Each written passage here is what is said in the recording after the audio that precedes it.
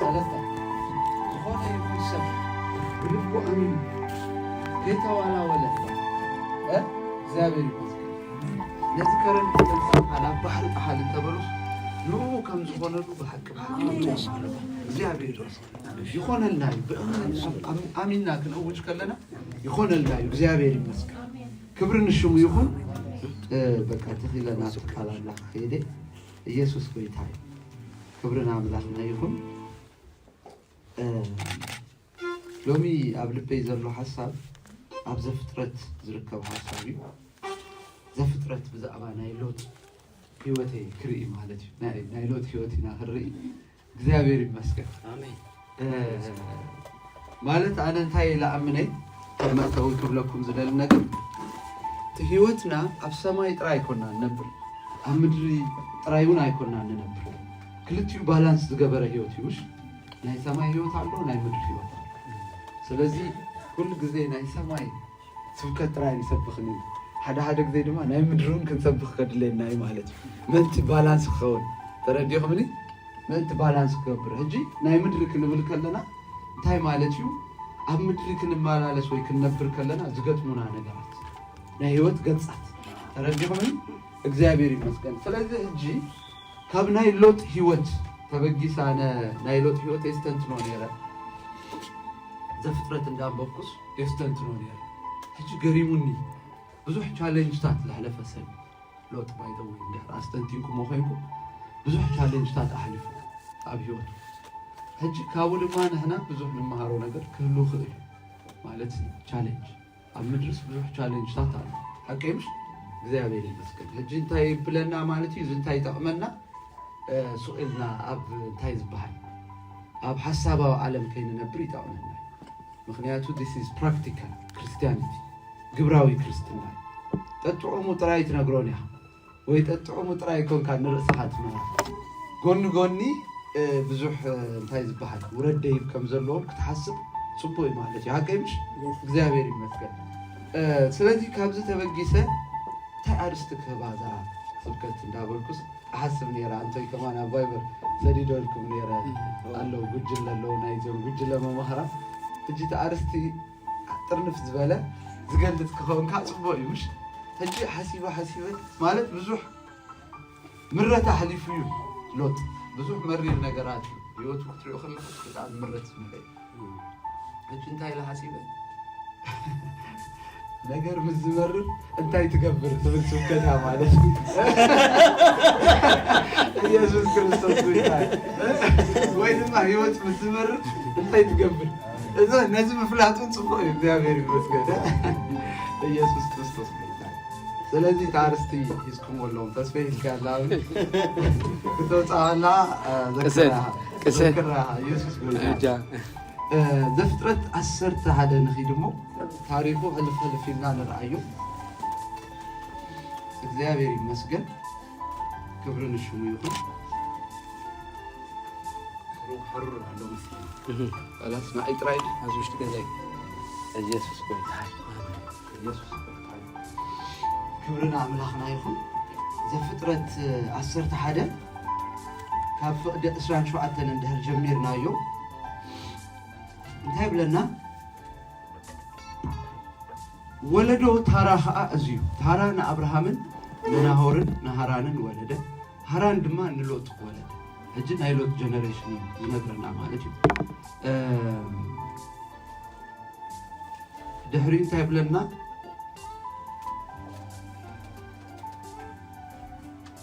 ሃራን ከዓ ኣብ ኡር ናይ ከለዳውያን ኣብታ ተወልደላ ምድሪ ኣብ ቅድሚ ኣቡኡ ታራ ሞተ ይብል እጅ ኣቡኡ ንሎጥ በእዋኑ ከም ዝሞተና ኣብዚ ጽሑፍ ዝንሪ he was fatherless مش already ታሽሙ ኮይኑ ማለት ኣቡኡ ከም ዝሞተና ንሪ ሕጂ ዛ ሓደ መሰናክል ሓደ ቻሌንጅ ኣቀምሽ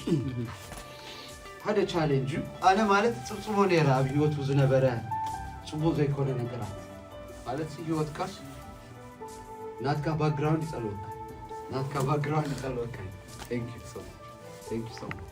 ናትካ ባክግራውንድ ይጸልወካ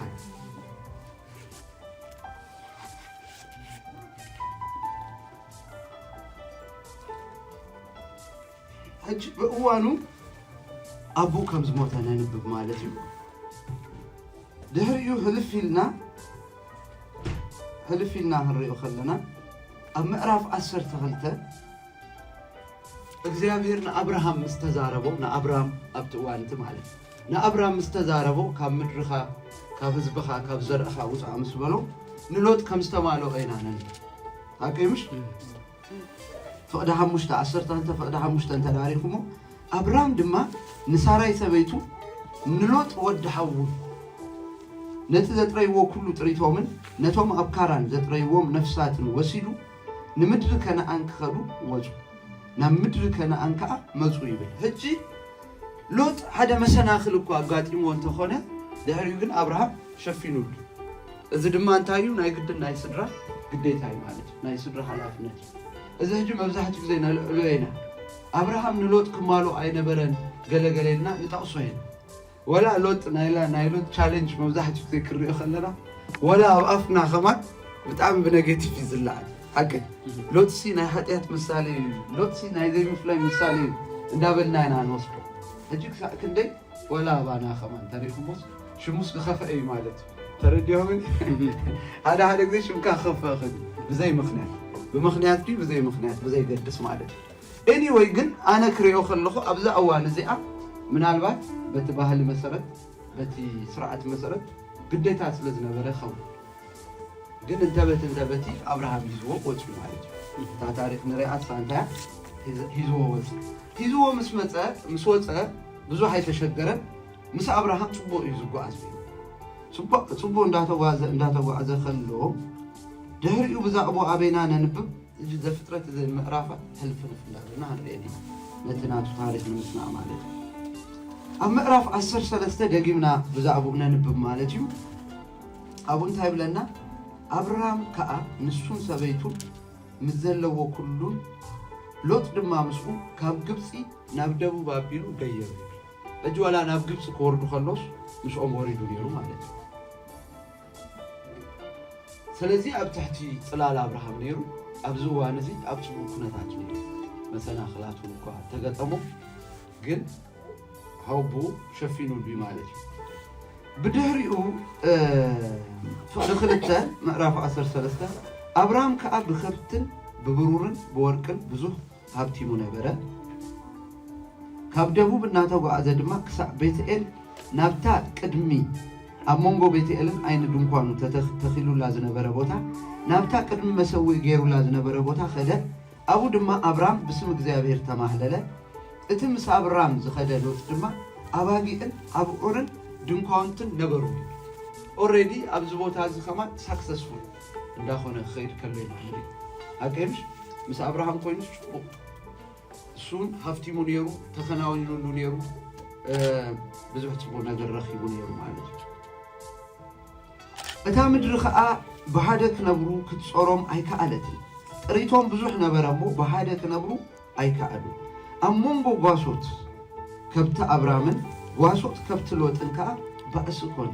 በቲ ዘበነት ድማ ከነዓናውያንን ፈረዛውያንን ኣብታ ምድሪ ይቕመጡ ነይሩ አብርሃም ካን ሎጥ ነህና ኣሕዋቲና እሞ በጃኻ ኣብ ሞንጎኻን ኣብ ሞንጎ ጓሶተይን ጓሶትካ ከዓ ባእሲ ኣይኹን ኩላ እዛ ምድሪ እዛ ዶ ኣብ ቅድሜኻ የላ ህድርኻ ካባይ ተፈለ ናብ ፀጋም እንተኣበልካ ኣነ ድማ ናብ የማን ኣብል ናብ የማን እንተኣበልካ ከዓ ኣነ ድማ ናብ ፀጋም ኣብል በሎ ኣብዚ ቦታ እዚ ሕጂ ንርድኦ ነገር እንታይ እዩ ነቲ ሽግር ክፈትሖ ብዙሕ ፈቲኖ ጓሶት ባእሲ ከምኡ ኢልና ኢና ክንርድኦ ንኽእል ኣብ መወዳእታ ግን ዘይፍታሕ ነገር ምስ መሰለ አብርሃም እንታይ ኢልዎ ማለት እዩ በቃ ክንፋላለ ጥራይ ዘለና ክንፋላለ ምክንያቱስ ከምዚ ኢልና እንዳተጋጨና ክንነብር ጽቡቕ ኣይኮነ ኦንሊ ሶሉሽን ዝብሎስ ምፍልላይ ጥራይ ይብሎ ማለት እዩ እዚ ግን ድሕሪ ክንደይ ምፅዓር ድሕሪ ክንደይ ቃልሲ እዩ ክኸውን ዝኽእል ማለት እዩ ወላ በእምሮና ክንሃስቦ ወይ ክንርድኦ ከለና ማለት እዩ ስለዚ ሎጥ እንታይ ኣቕሪቡሉ እቲ ዘቕረበሉ ዕድመ ድማ ብድሕሪ ክንሪኦ ኢና ስለዚህ ናብ የማን ተቢልካ أنا ناب تجام كبلي ناب تجام تبيل كارما أنا ناب يمان كبلي كبلو خلون ري شوف هذا أثرت لوط كأ عينو قحبينو بزلو تقول قول يوردانوس كل ما يملي هو كم زلو رأي እግዚአብሔር ንሶዶምን ጎሞራን ከየት ፈንከሎ እትንዞአር እታአትወሉ ከም ገነት እግዚአብሔር ከም ምድር ግብጽ ነበር ሽኡ ሎጥ ንኹሉ ጎልጎል ዮርዳኖስ ሐሬ ሎጥ ከአ ናብ ምድሪ ናብ ምብራ አቢሉ ተጓዓዘሞ ንሃድሕዶ ተፋላለ ኣብዚ ሕጂ ሎጥ እንታ ዓይነት ምርጫ ወይ ድማ እንታ ዓይነት ስጉምት ከም ዝወሰደ ያለ ኮምፕሊትሊ ስጋው ስጉምት ሲወስዱ ኣብዚ ቦታ ሪእዎ በጣም ለሞት ስለነበረ ናብ ዞአር አቢሉ ዝወስድ ናብ ሶዶም አቢሉ ዝወስድ ልክ ነዚህ ቦታ ዝመርጽ ከሎ አብርሃም ድማ ምድረ በዳ ዝሆነ ወይ ድማ ዘሐመቀ ካብኡ ክወስድ ከሎ ንርኢ ማለት እዩ ኢየሱስ ክርስቶስ ወይ ታረረ ኣብዚ ሕጂ ዳህራ ጠቢዕና ንሪኤና ሎጥ ስጋዊ ዝሆነ ምርጫ ከም ዝወሰደና ስጋዊ ጥራይ ዘይኮነ ወላውን አሮን ነው እንታይ ከም ዝተባሃሉ ዝርዝር ነገር አይተጻፈልና ግን ልክ በዝነንብቦ እንድሕር ኮይኑ ሰልፊሽ ወይ ድማ ንርእሱ ዝጠቅሙ ዓይነት ምርጫ ከም ዝመረጸና ንርኢ ንአብርሃም ሲ ኣብ ኮንሲደሬሽን አይተወሉ ግምት አይተወሉ ወላውን ገለገለ ሰባት እንጂ ገለ ከንብብ ከለኹ ብዛዕባ ጽሑፋት ከማኸሮ ወይ ድማ እንታይ ሪኮመንድ ትገብረኒ ኢሉስ ቀዳምነት ከማን ክህቦስ ይኽእል ነይሩ ዝብል ዓይነት ኣመለኻኽታታት ኣሎ ማለት እንተበት ግን እንታይ መሪጹ ማለት እዩ ነቲ ዝለመዐ ብስጋዊ መገዲ ከም ዝመረጸ እዚ ኩላትና ንፈልጥ ናይ ብዙሕ ግዜ ሰሚዕና ኣለና ማለት እዩ ድሕሪ ፍቅዲ 12 ግርም እያ ትብለካ ፍሉይ ቃል ኣላ ኣብኡ ትገርመካ አብርሃም ኣብ ምድሪ ከነዓን ተቐመጠ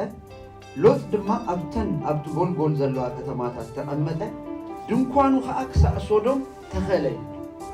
ሕጂ እዚ ብፍላይ ኣብ እንግሊሽ ክነብቦ ከለና ክሳዕ ሶዶም ዘርግሐ ሕጂ መብዛሕትኡ ግዜ ዝወሃብ ኮመንታሪ ኣብዚ እንታይ እዩ ክሳዕ ክንድዚ ናብ ሶዶም ክቐርብሲ ኣይድልዮን ኦልሬዲ ሲ ኣብቲ ከባቢ ጥራይ ክቕመጥ ይኽእል ነይሩ ዝብል ኮመንታሪታቱ ኣሎ ማለት እዩ ፍቅዲ 13 ሽዑ ኣብ ሶዶም ግና ሕሱማት ኣብ ቅድሚ እግዚአብሔርካ ኣዝዮም ሓጣን ነበሩ ሰብ ሶዶም ግና ሕሱማት ኣብ ቅድሚ እግዚአብሔርካ ኣዝዮም ሓጣን ነበሩ ፍቅዲ 14 ሕጂ መብዛሕትኡ ግዜ ንጠቕሶ እንታይ እዩ ብዛዕባ ናይ አብርሃምን ሎጥን ሎጥ ካብኡ ምስተፈለየ ድማ እግዚአብሔር ንአብርሃም ዓይንኻ ቋህ ኣብል እሞ ካብዛ ዘለኻ ቦታ ንሰሜንን ንደቡብን ንምዕራብን ኣቢልካ ጠምት ከም ዝበሎ እግዚአብሔር ክባርኮ ከም ዝጀመረ ድማ ንርኢ ማለት እዩ ካብዚ ነገር ዝተበጊስና ሕጂ ናይ አብርሃምን ናይ ሎጥን ምፍልላይ ፍቃድ ኣምላኽ ከም ዝነበረ ክንርዳእ ንኽእል ኢና እዚ ወላ ሓንቲ ቅቡል ሓሳብ እዩ ወላውን ብግጭት ብዝተፈላለየ መገዲ ክነብሩ ፍቃድ ኣምላኽ ስለ ዘይነበረ እዚ ጽቡቕ ሶሉሽን ከም ዝነበረ ንርዳእ ናይ ሎጥ ህይወት ብድሕሪኡ ክንሪኦ ከለና ግን ብዙሕ ዕንወት ብዙሕ ክሳራ ኣጋጢሙ ተረዲእኩ ብዙሕ ዕንወት ብዙሕ ክሳራ ኣጋጢምዎ ኣሎ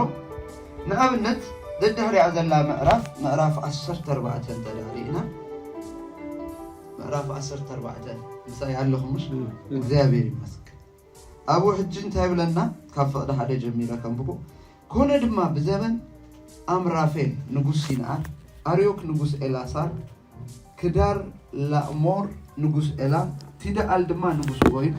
ንሳቶም ምስ ቤራ ንጉስ ሶዶምን ምስ ቢርሻ ንጉስ ጎሞራን ሽንዓብ ንጉስ አድማን እዚኦም ከምዚ ነገስታት መቸም ምስ ሶዶም ከም ዝተዋግኡ ንርኢ ምስ ነገስታት ሶዶም ከም ዝተዋግኡ ንርኢ ማለት እዩ ኣብዚ ቦታ እዚ ሕጂ ውርዲልና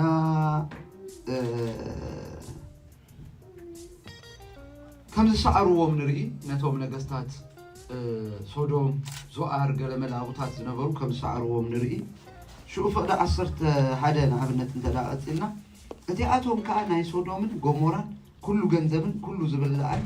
ወሰዱ እሞ ከዱ ሎጥ ወዲ ሓውና አብርሃም ድማ ንሱ ኣብ ሶዶም ይነብር ነበረ እሞ ምስናይ ገንዘቡ ሒዞ እሞ ከዱ እዩ ኣብዚ ቦታ እዚ ሕጂ ኢቭን ናይ ሎጥ እቲ ናቱ ምዕባለ ክትሪኦ ከለኻ መጀመርያ ኣብቲ ከባቢ ነይሩ ዶባቱ ጥራይ ዘርጊሑ ነይሩ ዳሳቱ ጥራይ ዘርጊሑ ነይሩ ፀኒሑ ናብ ደገ ሶዶም ከም ዝመፀ ኣብ መወዳእታ ድማ ናብ ሶዶም ከም ዝኣተው እዩ ወላ ዝቃል ዘርእየና ማለት أموداتا أبصودو كي ترف عجفي ترديهم مني እግዚአብሔር ይመስገን እጂ ህይወት በጣም ቻሌንጅ ነው ነው ኦሬዲ አብዝሞታዚ ንሶዶም ክዋጉ ዝመጡ ሰባት ንሎጥን ንሰበይቱ ንደኩን ንዘለው ዘበለ ሁሉ ገፊፎ መخدو ከለና ንሪ እጂ አብዝንታይ ካረከን ቀንዲ ከመሐላል ፍልኩም ደለ ይዘለው ናአብርሃም ህይወትን ናይሎጥ ህይወትን ነዋዳዱ እጂ አነ ከምዝ ተረዳን እንታዩ ምስ አብርሃም እንኳን ምፍልላዩ قنوع انت نبره مس ابراهام ግን ጥቡ መህዝነት ክሎ እዩ በአብርሃም ከጓሰ ኒርሞ ዝብል እምነት አለ እዚ ተዛዓበ ናይ ሎጥ ሽግር ዝነበረ ኮይኑ ስማኝ ኮምፕሊትሊ መስ አብርሃም ኮኔክሽኑ ድኹም ከም ዝነበረ ይሓትርድ አብርሃም ግን ናይ እግዚአብሔር በረከት ኒሩ አሜን ናይ እግዚአብሔር ኪዳን ኒሩ እግዚአብሔር ይባርኮ ኒሩ እግዚአብሔር ይመርሖ ኒሩ ንሎጥን ከባርኮ ወይድማ ከሕሎ ከጓስዮ መخአለ ኒሩ ترديهم لوط جن completely كاب أبراهام تفلي سلة خده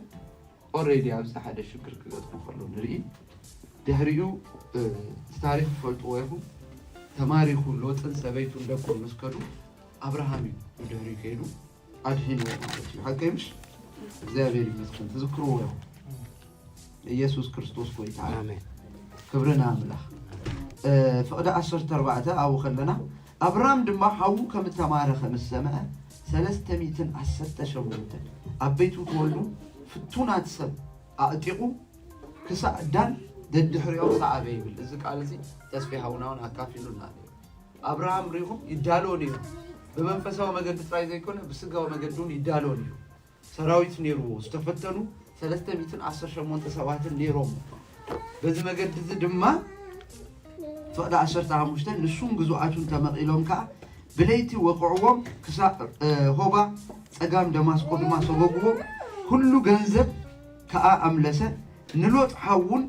جنزبون كمخاء نتن أنستن نتهزبن أملسة هجي براذرز and sisters انتهي قبل دالي أنا مثلكم أتنا يمدراوي هيوتنا ببزوح عينة مقدي challenge تاعت كنا هدف نخدم قل قدامي نقر هجي نايلوت هيوت تقليلنا هنريو خلنا لوط أبو حدش كده أنت مسكيرون صادق كم زنبر نعم لحسن كم زنبر تمسكيرون كريو نخيرين أنت تقصي أبكالاي بيتروس مقراف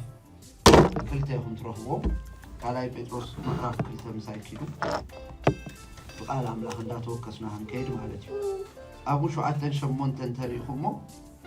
نتبع أبسو أمن بروخوس نبرتو من دسك أد نبرا لوط صادق جنا أدحامي نلوط أنت يبلنا لوط صادق سب كم زنبرة تقالي نبرنا فقد شمون تدما مالت تصادق يبلو نلوط مالتي تصادق أما أخلهم كنبر كله أبسط صباح بتزريعهم زسمعهم زنبرة قبر عمتهم تصادق نفسه تسك نبرتي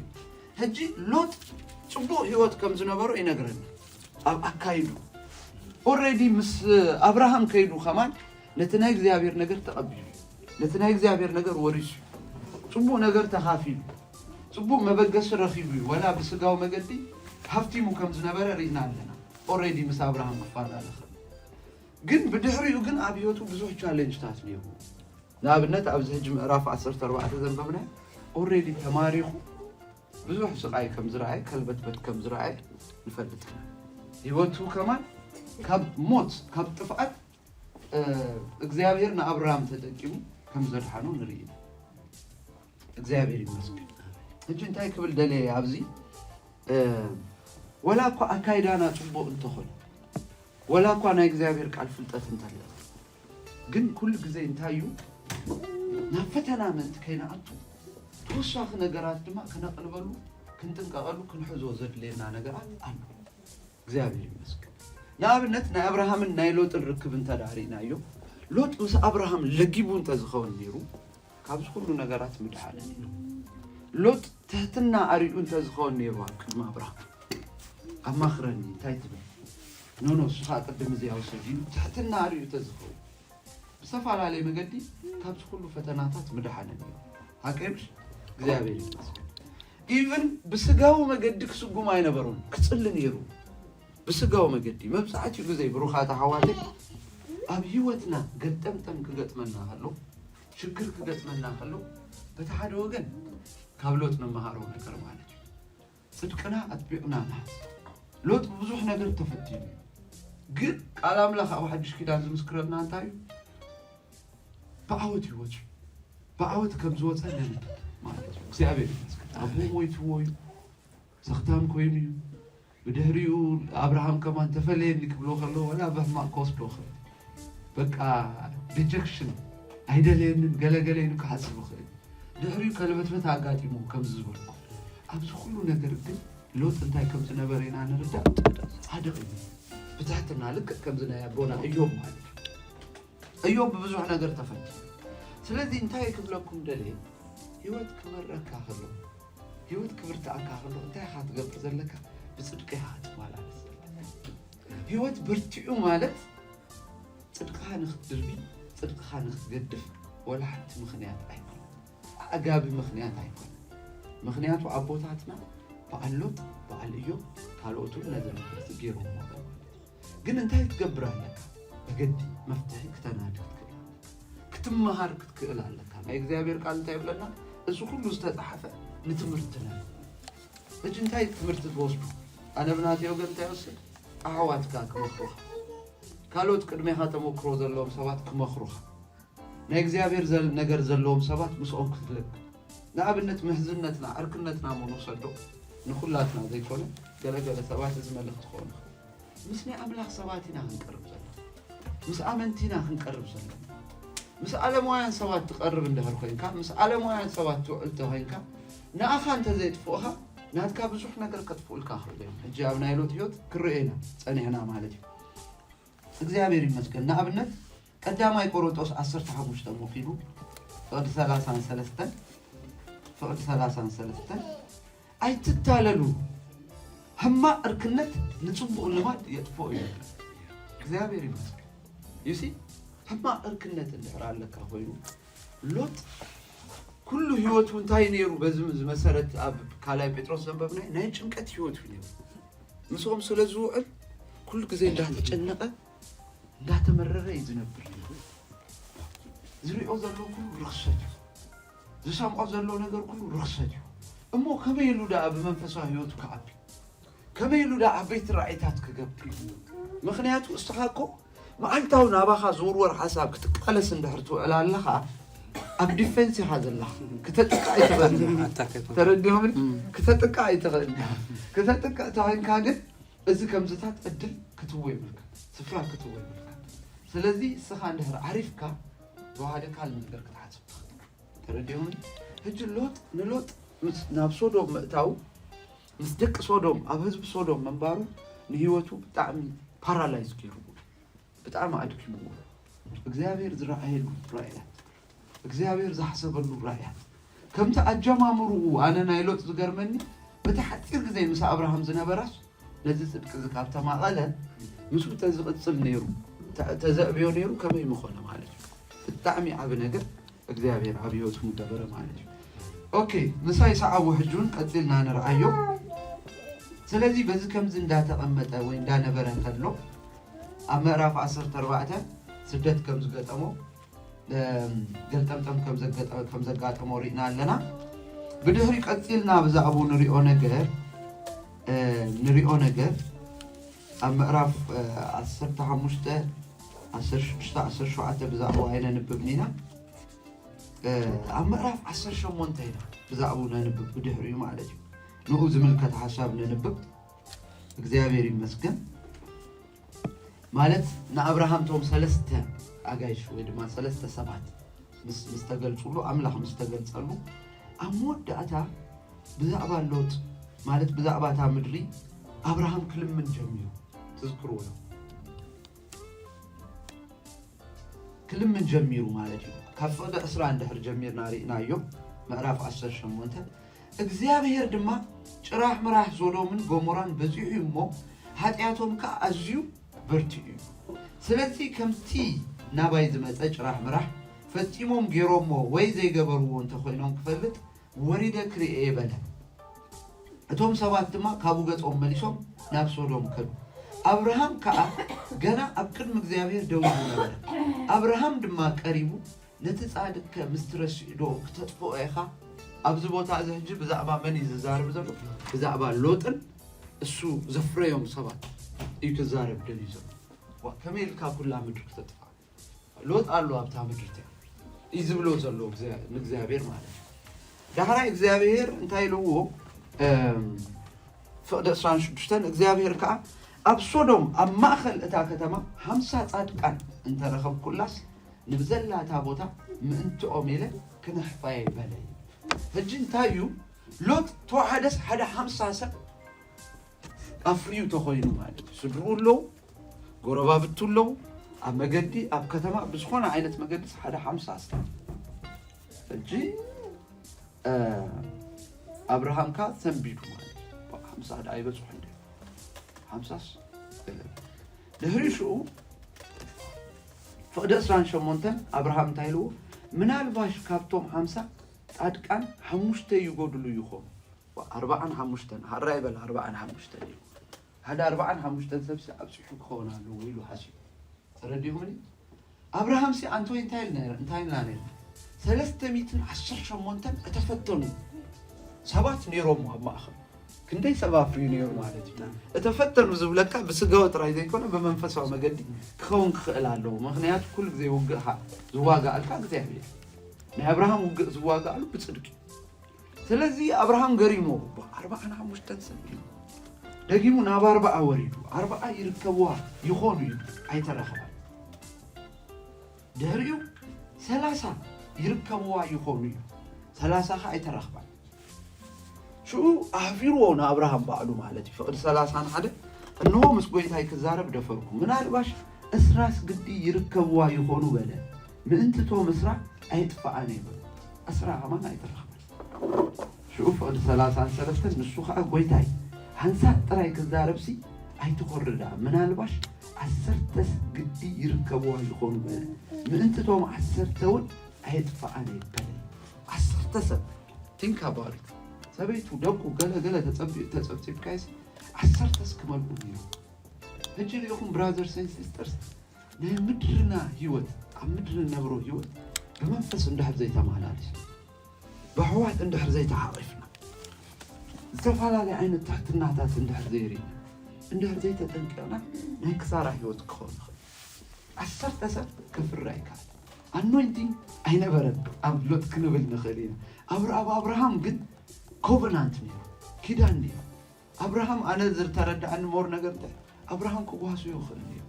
كمخرو خل نيو كتسليل نخل نيو ولا بحنسا أي كمتوسي لوط مس أبراهام زنبرو ركب دخون كم زنبري سردعت مخنياتو أبراهام وتصيتها وسبينيو هجي سوا يكون الوتصيت سكبر وتصيتها وزقبرك of course إجزاء بيجي وتصيتها وزقبرك قد ولا حنسا تجاجيو خماسي انتي نابل خيد مخاله دا تعرم دا تلوت دا غيره مخيد ولا بصوده مو نبلو هذا 4 5 عامت و 7 عامت تسعري حسي بدهري عدو كعتو وي كان زغون عينت ነገር كبر خليسي اجي بهذه مخنيات زي بتعمي كسارة يدير نايلوت هيوت كسارة يدير لوط نقورا بابيتو أكيبو نسألي عيبالي ندقو أكيبو نسألي عيبالي بسوح نجر أي جبرن وانجيل عبد قوتيو أي سبخن إنا كنبل نخيل كابت قال تبكيسنا معي brothers and sisters بزك على زيسكي نرسنا نفتش لهلاون نايكزيابير حساب التايم توحدة 10 10 3 4 5 سب كنكس بمعنى نرس خاطر يكون نرسو صادق كوينو أجي you see قل مسكلاي أجي بإيكبل زخير سأنا قروبي أجيمبر هيوتو بتاع من تاينيرو تنقافي بتاع متعفافي زنبر هيوت كم زخون يا خاطر وشيتاوي أيكون successful أيكون success مالت انتايو نت እግዚአብሔር ዝራኤልካ ዝሓሰበልካ ነገር ምጭባጭ እግዚአብሔር ይመስገን አሜን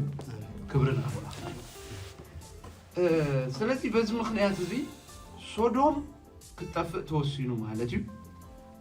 بدهريو معرف 19 كيد كلنا اتوم كلتا ملائكه دما مشت ناب سودوم مچ لوط كا اب دغ سودوم تقميتو نبر ሎጥ ድማ ምስራኤም ክቕበሎም ተንስአ ብገጹ ከዓ ናብ ምድሪ ተደፍአ እሞ ኣቱም ጎይተተይ በጃኹም እንሆ ኣብ ቤት ባርያኹም ኣግልሱ ኣብኣ ድማ ሕደሩ ኣእጋርኩምን ተሓፀቡ ኣንጊሕኩም ተንሲኡኹም ከዓ መገድኹም ትኸዱ በለ ንሳቶም ግና ኣይፋልና ኣብ ኣደባባይ ዳና ሓድር በሉ ንሱ ከዓ ኣዝዩ ግድ በሎም እሞ ናብኡ ኣግሊሶም ናብ ቤቱ ኣተዉ ንሱ ድማ ቅጫ ሰንኪቱ ማዕዲ ኣዳለወሎም ንሳቶም በሉ ይብል ሕጂ እዚ ዘንበብናዮ ቃል ሓደ ነፀብራቕ ናይ ቅዲ ህይወት ናይ ኖህ እዩ ናይ ሎጥ እዩ ትሑት ሰብ ነይሩ ኢልና ኣለና ናይ ፍቕሪ ሰብ ነይሩ ኢልና ኣለና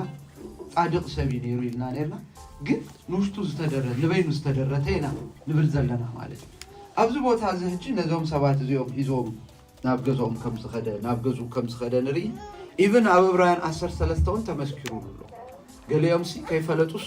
መላእኽቲ ኣንጊዶም ኣለዉ ይብለና ማለት እዩ እግዚአብሔር ይመስገን ስለዚ ጽቡቕ ነይሩ ፖቴንሻል ነይሩዎ ዓቕሚ ነይሩዎ ብድሕሪኡ ግን ኣብ ምዕራፍ 18 ነንብቦ ነገር ብጣዕሚ ዘስካሕካሕና ሕጂ ኣነ እንታይ ዝብል ዘለኹ ስቲል ናተይ ሓሳብ ማለት እዩ ንቀንዲ ሓሳበይ እግዚአብሔር ብዙሕ ፖቴንሻል ይውካል እግዚአብሔር ብዙሕ ፖቴንሻል ይውክሉ እንድሕር ጽቡቕ ተጠቂምክሉ ንርእስኺ ጥራይ ዘይኮነ ወይ ንርእስኻ ጥራይ ዘይኮነ ንብዙሓት ክኸውን ዝኽእል ነገር ንርእስኻ ጥራይ ሒዝካ መንግስተ ሰማይ ተኣቲኻስ እዚ ብዙሕ ዓወት ኣይኮነ ንርእስኻ ጥራይ ጽቡቕ እንድሕር ትመላለስ ኣለኻ ኮይንካስ እዚ ብዙሕ ዓወት ኣይኮነ እንታይ ዳ መጀመርያ ካብ ቤትካ ክጅምር ኣሎ ሰበይትኻ ደቅኻ ሓላፍነት ኣለና ማለት እዩ ተረዲኹምኒ ብድሕሪኡ ድማ ጎረባብትና ኣሕዋትና ዙርያና እዚ ናትና ሓላፍነት እዩ ናትና ፃውዒ እዩ ተረዲኹምኒ ሕጂ ናይ ሎጥ ህይወት ኣብ ምዕራፍ 19 ንሪኦ ብጣዕሚ ዘስካሕካሕካ ሕልፍ እንዳበልኩ ትሪኦ ብጣዕሚ ጽቡቕ ልቢ ብጣዕሚ ስታንዳርድ ሞራል ስታንዳርድ ዝነበሮ ሰብ እዩ ምክንያቱ ነቶም ሰባት ክንራኸቦም ኣውፃእዮም ምስ በልዎ ከይተረፈ ክልተ ደናግል ኣለዋኒ ንአን ክህበኩም ኢልዎን እዚ እንታይ ዘርእየካ ክሳዕ ክንደይ ቅናዕና ከም ዝነበሮ ክሳዕ ክንደይ ማለት ሲ ኣብ ቤተይ ዝኣተወ ሰብ ሓሊፈ ኣይህብነይ ዝብል ዓይነት ብጣዕሚ ጽቡቕ ኣመለኻኽታ ከም ዝነበሮ የርእየና ግን በቲ ሓደ ወገን ክትሪእዎ ከለኹም ንኣብነት በቃ ንሶዶም ክትጠፍያ ተባሂሉ ምስተወሰነ ካብ ፈቅዲ 12 ጀሚረ ከንብቦ እቶም ሰብ ድማ ንሎጥ ኣብዚ ገና ካብ ናትካ ዶ ኣሎካ ሰብኣይ ጓልን ኣወዳትካን ኣዋልድካ ኣብዛ ከተማ ዘሎ ናትካ ዘበለ ኩሉ ካብዛ ቦታ እዚ ኣውፃዩ ነዛ ቦታ እዚኣኻ ጭራሕ ምርሖም ኣብ ቅድሚ እግዚአብሔር ዓብ ስለ ዝኾነ እግዚአብሔርካ ከነጥፋእ ኢኹና እሞ ንሕና ከነጥፋእ ኢና በሉ ሎጥ ድማ ወፅዩ ነቶም ነዋልዱ ዘእተው ሰብኡት ኣዋልዱ እግዚአብሔር ነዛ ከተማ ከጥፋእ እሞ ተንሱ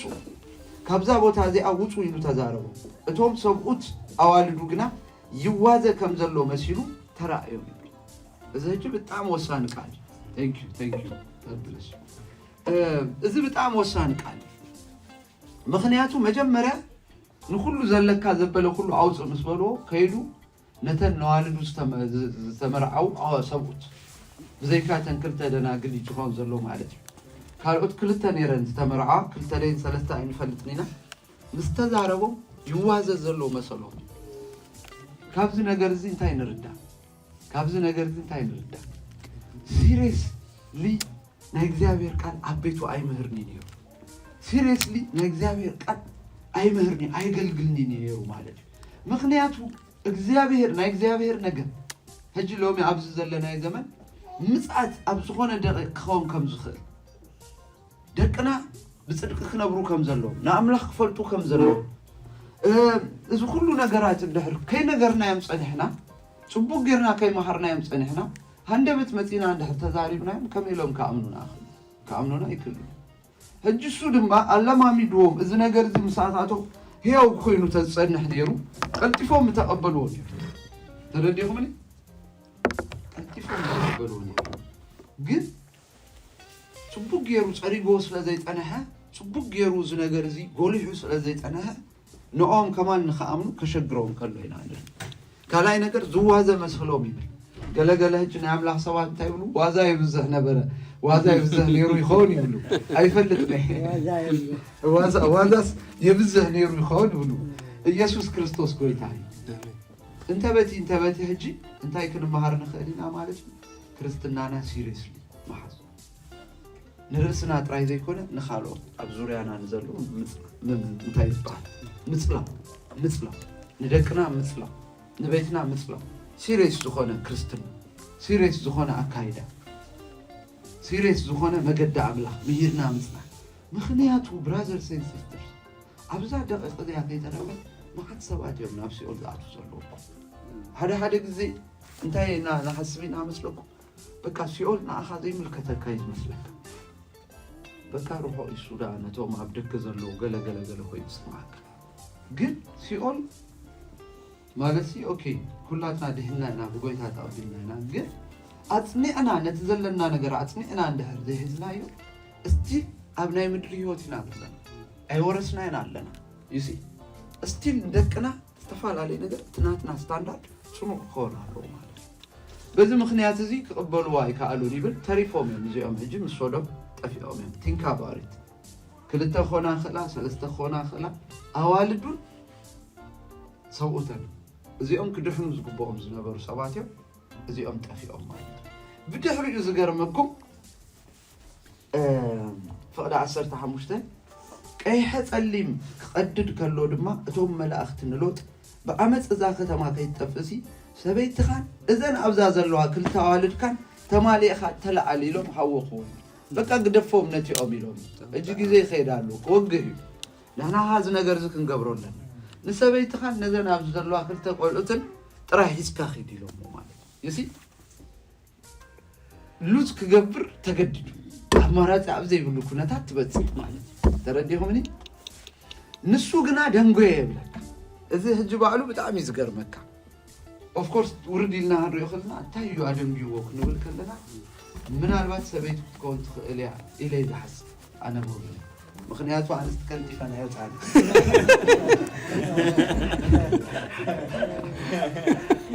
ሜካፕ ገለ ክልከያ ይኮን ክትብል ዘለኹ ናይ ሜካፕ ግዜ ይኮነን ግን ገለ ጥርንፍ ኣታ ጥሕናኻ ክንማላ ኣታ ከምዝኻ ክንማላ ኣታ ከምዝኻ ንገብር ክትብል ክትከውን ትኽእል ኣታ እዚኣ ስእሊ ዳ ኮስዳ እዚኣ ናይ ዓባይ ስእሊ ፈፂማ ይገድፋነ እዚኣ መናሽማ ዝሃበትኒ ወርቅያ እዚኣ እሞ ክማላ እየ ኣደንጉያቶ ተኸኻቢላቶ ማለት እዩ ናይ መርዓ ስእልና እዛ ኣልበም እዚኣ ክንማላ ኢና ቃልሲ ኮይኑ ማለት እዩ ሽዑ እግዚአብሔር ክነህፎ ስለዝደለየ እቶም ሰባት ኢዱን ኢድ ሰበይቱን ኢድ ክልቲአን ኣዋልዱን ሒዞም ኣውፅዎ ኣብ ወፃእቲ ከተማ ድማ ሓደገዎ ይብል በጣም ዘደንቕ ነገር በቃ ብኢዶም ሒዞም ንኣና ኢሎም በቃ ጎቲቶም እዮም ሒዞም ሞት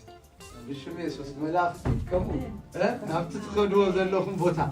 ናብቲ ክትኮንዎ ዘለኹ ዝግባእኩም ቦታ ብኢድኩም ሒዞም ይውሰድኹም ብሽም አሜን ሃሌሉያ ክብር ለአምላክ ናይ መላእኽቲ አገልግሎት በጣም ዘሐጉሰካ ቢዶም ሂዞም ለሁሉም ሂዞም ወጡ አሜን ከሳዕ ክንደይ እግዚአብሔር ከም ዝተኻናኸኖ ከሳዕ ክንደይ እግዚአብሔር ከም ዝሓብሐቦ ይናል ብሩኻታ ሓዋል ሪኹም እግዚአብሔር ወላ ሕጅ እኳ ከይተረፈ ዝዛረበና ስለ ዘፍቅረና እግዚአብሔር እግዚአብሔር ከሳዕ ክንደይ ከም ዘፍቅረና ብዙሕ መገዲ ንርኢና እጂ ንሎጥ ወላ እኳ ባዕሉ ኣብ ዓዘቕት እንተኣተወ ባዕሉ ኣብ ሽግር እንተኣተወ እግዚአብሔር ግን ብዙሕ ነገር ገይሩልኝ ማለት እዩ እግዚአብሔር ይመስገን ዝገርመኩም ነገር ብድሕሪኡ ክንሪኦ ከለና ኤኒዌይ እቲ ታሪክ ትፈልጥዎ ኢኹም እቶም መላእኽቲ እንታይ ኢልዎም ንድሕሪት ከይትጥምቱ ስኢልኩም ኪዱ ምስ በልዎ እንዳኸዱ ከለዉ ዘይትሎጥ ከም ዝተጠወየት ንፈልጥ ኣባኺ ድማ አንድ ጨው ኮይና እጂ ቲንክ ኣባውት ኢት ብራዘርስ ኤንድ ሲስተርስ ናይ ሎጥ ህይወት ክትሪኦ ከለኻ ናይ ክሳራ ህይወት ብጣዕሚ ናይ ክሳራ ህይወት ነቶም ደቁ ኣብታ ኣጥፊኡስ ነታ ሰበይቱ ከማን ፅቡቅ ገይሩ ኣሓነፃ ኣነ ሕጂ ክሓስቦ ከለኹ ምክንያቱ እቲ ሓላፍነት ኣቢሉ ኣብ ሎጥ እዩ ዘቐምጡ ተረዲኹምኒ ኣሓነፃን ንደቁ ጥራይ ዘይኮነ ኣሓነፃን ንሰበይቱ በዚ ምክንያት እዚ እሳ ፍርቂ ልባ ሶዶም ፍርቂ ልባ ኣምላኽ ኢሉ بخم إيه ونزا آدم جاتو تخون السيازة بالكم مالتي مخنياتو ندير تتأمتت زي وقت أنا فقط كون خليز بعد كم زناي إسرائيل هنمش كابجت مسوتو عسرت زي نجبت تذكروا يبقى يذكروني ريكم قبلكم أنا أملاخ أيقدسوا brothers and sisters نايزيا بيرقال نايز بلنا نعلم وين ما عالم زلوا نجر أيتفتو إذا شلنا أبوي بلا بتعرف وسع النجر لو ما جانا تكافلكم practical Christianity كملنا هنبر كم زلنا ترديهمني زي بيرقال أنت نقاس لنا كدمي نوح عمتات أثرت 3 عمت خوني هانت مسكرنا تسمع نيره إذا سبعي نايسيت أنا أقلقاني كاب إثيوبيا بتعمي بقى بزوحات سبات بتعمي لعلي نيرو أبتنا نايسيت أنا أقلقلوت أبزي يروساليم تشيرش ستوكول أبناتهم ويب سايت سمعوا فيديو مالتي هجي سوق الزارب كله معلت كي ترفع كم دزي سبات دم يقربوا نيرو ناي بزوحات سبات دمات يقربوا كلجبوا كابتوم زلعلي نيرو إن إيست أفريقيا كي ترفع كجبروه نابهند وسيلهم زسلطنوا ناي سيطان بزوح نجر يزارب كابت سوس تزاربوا مسكرنتات كنت نجر أبوش تيسترف لي نجر بزقات عمز كافلكم قدام انتهي له مسلكم أبتي أبكم عينة هيوت كلخو بدعم زقر من زنبرين هذا سبب بزي حرر كبابي هذا أمانة يومي إذا أمانتي بتعمي تسلني تسلي يومي كل قبرنا لما يفرسلنا يومي زي أبا أمري تنفع كابتنا مسكسر كل زي بك بزوحات سوات كنا تفرق نقتل لومي كندز سوات ناي كندز سوات دم كنا قرب لنا ونسودعنا إذا سوا عايز يدوال إلو كتصل خلو كل نجار يفرسلنا بزوح مقطعات عم تكلنا يتسوعي مخنياتو تزقب أنا بزي من ملعنا ندابتنا ندابنا يزارب نيرو حنتي قال أيد ما مزاح جد زارب هذا اللغة تخيل زتزارب قبل بيست أمدا انتهي تمكر انتهي تمخرو من الكريستيانات يوم أنا من الكريستيانات زمخرو بسيطان كي يتحزو بسيطان كي يطلق سيطان أبي هوتهم دقة كي يركب أنتي زمخرو من نجر زخونة بزيكا بويتا يسوس زخونة كهذا نجر أيتفتهم إلو تزارب بتعمل قرمني كريستيان كل جزء كهذا نجر تفتيو شو إنا نتقوي أيقرمكم كريستيان ولا حد كن قبراي نخلني سيطان بحيلك رخبك كاي كلني برازيل سيطان بحيلك رخبك كاي كلني بقى لك يا دقة خفتهم يسوع كريستوس كوي سيطان حيل تزهلون يرو ناو أدم من هوانن بحرماز ممتعني أكيمش وي بنبر ممتعني وي بأنبسا ممتعني كتمن أبيني ماشي سيطان حيل تزهلون يرو ريهم نسامسون بأنبسا يرو مودقون يرو نسامسون جم بأنبسا يكون ناوديقون بدليل لا ياوديقون يسي براذرز اند سيسترز كاله ነገር አይተፍተው እንዳበለ ይመስክርኝ هجي كاله ነገር ክትፈቱ ይብልካ ሰይትሎጥ እንታይ ነይሩዋ ማለት ፍርቂ ከም ዝነበረ ክንግምት ንኽእል anyway ናብ ናይ ሎጥ ህይወት ክንመጽ ካለና ሎጥ ህይወቱ ማለት ሰበይቱ ሉስኪዮ ደቁ ሉስኪዮ هجي መንተሪ ፎሎ ክልታዋል እተን ክልታዋል ድማ መጀመርታ ታሪክ ትፈልጥዎ ይኹን قلت له أبيلكم تبيلكم ومعرف كندينا الله بدهرين رخوينا هذا السيم معرف 10 الشعات معرف 10 الشعات تخرق خلنا أتناولدوا دما مسؤول كم زدق أسانا already السن كمان انتهين مالتي ستفع عيني زتبالا شوي مخنياته زرقنا شمنا كن حدق زرقنا أنا رأسنا كن حدق لنا مسربو عندك كيسان نبون أستئن أو مالتي أمونا مؤابان زتولد جن إذا حساب زكابي مجبيتين كاني نايلوت جيلا زنبرا سوسايتي زنبرا كونديشن أبي وتن نيجزابير فرحات زي كنا نيسقاوي نيمدراوي يوتي عبليلو اليوم هجي أنا انتهي قبل دليل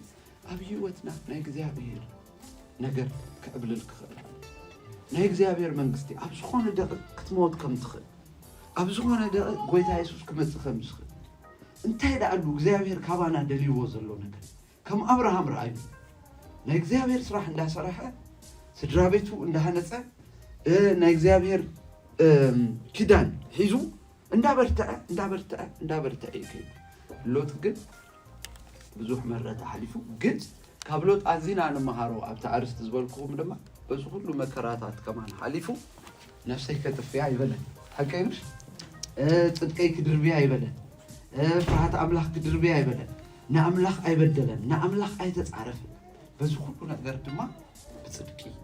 ወዲዩ ማለት እዩ እግዚአብሔር ይመስገን ኢየሱስ ክርስቶስ ኮይታ ስለዚህ ካብዚ በመጋስ እንታይ ይብል በህይወት ብዙ መከራታት ገጥመካ ብዙ ክሳራታት ገጥመካ እቲ ዝበዝሕ ክሳራ ባዕልኻ ተምጾ ትኽእል ብስጋ በመመለላስ ማለት እዩ ብስጋ በመመለላስ ሓቀይምሽ ኢየሱስ ክርስቶስ ኮይታ ሮሜ 8:6 ንራእይስከ ሮሜ 8:6 ወደ በቃ ስብከተይ ሮሜ ምዕራፍ 8:6 ተዳሪና እቲ ሓሳብ ስጋ ምስ ኣምላኽ ጽልኢ ብምዃኑ ነቲ ሕጊ ኣምላኽ ኣይግዝኦን ኣይኮነሉን ድማ እሞ ስለዚ እቲ ሓሳብ ስጋ ሞት እዩ እቲ ሓሳብ መንፈስ ግና ህይወትን ሰላም እቲ ሓሳብ ስጋ እንታይ ይብለካ ሞት እዩ እቲ ሓሳብ መንፈስ ግና ህይወትን ሰላም brothers and sisters አራአያና በመንፈስ ይሁን አዘማምራና በመንፈስ ይሁን አሰባብኻና በመንፈስ ይሁን ንሰባት ክምስክርከልና በመንፈስ ይሁን ክንጽልኽልና በመንፈስ ይሁን አሜን ብሽሜት አሜን አሜን ኢየሱስ ወይ thank you Jesus ሐሳብ መንፈስ ህይወትን ሰላምን ለእግዚአብሔር ምጥያ ለእግዚአብሔር ምድላይ ምፍራህ ምጥንቃስ እዚ ሁሉ እንታይ ሐሳብ መንፈስ አሜን እግዚአብሔር ይመስገን ምሳህዋት ምልጋ ኢየሱስ ጎይታ በቃል አምላክ ምዝርራ እግዚአብሔር ይመስገን ንሰባት ወንጌል መምስካር እዚ ሁሉ ነገር እንታይ ሐሳብ መንፈስ ኢየሱስ ጎይታ ህይወት ይዘበካ ሰላም ይዘበካ ክብርን ሽሙ ይሁን አቤትና ለእግዚአብሔር ነገር ከመላ አለው ኢየሱስ ጎይታ አቤትና በቃ ክብርን ሽሙ ይሁን ኢየሱስ ክርስቶስ ጎይታ ዳህር በፍቅር ኻክ ንማላለስ ክንከላለ ምክንያቱ ናይሎት ህይወት ክትሪኦ ከለኹም እኮ ሰልፊሽ ህይወት እዩ ንአብርሃም ሲ ሪያ ቢሉስ ወአዚያዳ ኢሉ ወሲዱ አለሱ ተረዲው ፍቅር ግን ከም ይኮን ቀዳምነት ንውጻይካ ሃብዘን በፍላይ አብርሃም ይጓሲዩ ነብርሃም ከኽብሮ ነይሩ አስኻ እንዲያ ንበረኸት ኮይንካ ወሰድ ስኻት ዝበለጸ ክብል ነይሩ አይነበር ነይሩ ወይ ነእግዚአብሔር ቃል አቀዳማይ ቆሮንቶስ 10:3 ፍቅርሲ በሐቂ ተሕጎስ በር በአመጣ በኃይል ወላሱ አህሊፉ ተሃበካስ ንስኻስ ታይትገብራለካ ለናኻ ቆቃካ ዚያስ ገብራ ይብለይ ክስብል ይግባእ ነይሩ ማለት ተረዲዩምኒ ስለዚህ እግዚአብሔር ይመስገን ብሽም ኢየሱስ እዚ ትምርቲ ሃዲሱኩም ከም ዝሆን ያአምን እግዚአብሔር ይመስገን ጽድቅና አጽኒዕና ናት አሜን በስተፋላለይ ፈተናታት ተሐሊፍና በስተፋላለይ አይነት መከራታት ተሐሊፍና እዝን ተሞተ እዝን ተጠፈ በዝን ተተወረርካ በዝን ተተማረካ በዝን ተበልካ ጽድቅኻ አጽኒዕኻ ሐዝ ኢየሱስ ጎይታ አሜን ጽድቅኺ አጽኒዕኻ ሐዝ ኢየሱስ ክርስቶስ ጎይታ ካብ ሕጂ ርእስኻ አዳሉ ካብ ሕጂ ርእስኻ አዳሉ ዝመጸ ነገር ይምጻ አነ ጽድቀይ አይድርብኒ ዝመጸ ነገር ይምጻ አነ ራእይ አይድርብኒ ይልካ ወስን ኢየሱስ ክርስቶስ ጎይታ thank you Jesus ክምስከረልካ ይሹ በቃ ጽድቁ አጽኒዑ ሂጂ ጽድቁ አይደርብኝ እቲ ምድሓንካ ድማ ክትወርሲኻ አሜን ኢየሱስ ክርስቶስ ጎይታ በቃ ኢየሱስ ጎይታ ተሲእና እስኪ ንጸልም ንወደ ክብርን ሽሙ